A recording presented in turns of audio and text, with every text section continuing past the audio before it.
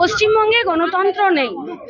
পশ্চিমবঙ্গে গণতন্ত্র শেষ করে দিয়েছে দায়িত্ব নিয়ে তৃণমূল কংগ্রেস পরিচালিত সরকার। এখানে পার্টি অফিস ভাঙা হয়, হামলা করা হয়, আর উদয়ন গুহ প্রেসকে ডেকে বুমের সামনে বলে যে মাত্র 4টা অফিস কেন ভাঙা হচ্ছে, বাকিগুলো কেন ভাঙা হচ্ছে না।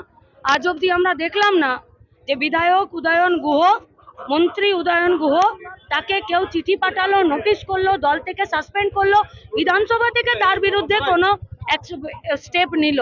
তাহলে এই অগণতান্ত্রিক পরিবেশে মানুষ তার শেষ ভরসার জায়গা এখনো পর্যন্ত মানতে চাইছে। তাই পুলিশকে বলতে এসছি, ডিউটি স্মরণ করাতে এসছি।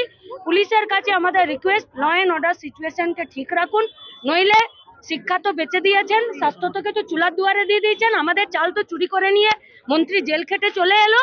এবারে বাকি আপনারা আছেন, দেখে নিন, মানুষ থাকবেন না সরকার থাকবে।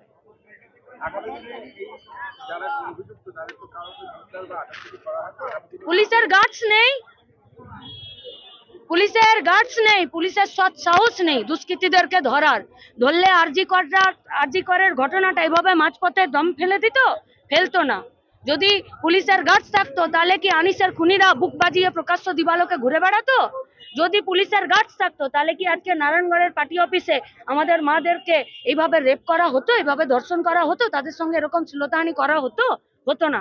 যাকে উর্দি দিয়ে, বেতন দিয়ে, আমাদের সুরক্ষার জন্য আমাদেরই বাড়ির কিছু লোকজনকে আমরা দায়িত্ব দিয়েছি, তারা যদি গার্ডস না দেখাতে পারে, সংবিধান অনুযায়ী চলতে না পারে, তাহলে মানুষ কার কাছে যাবে? গোটা পশ্চিমবঙ্গের গণতান্ত্রিক পরিবেশকে নৈরাজ্যের পরিস্থিতিতে পরিণত করার চেষ্টা করছে তৃণমূল, সহায়তা করছে বিজেপি, এবং গোটা পশ্চিমবঙ্গটাকে একটা অগ্নিগর্ভ পরিস্থিতিতে নিয়ে যেতে চাইছে। যাদবপুরে এই ঘটনার পর কালকের যাদবপুর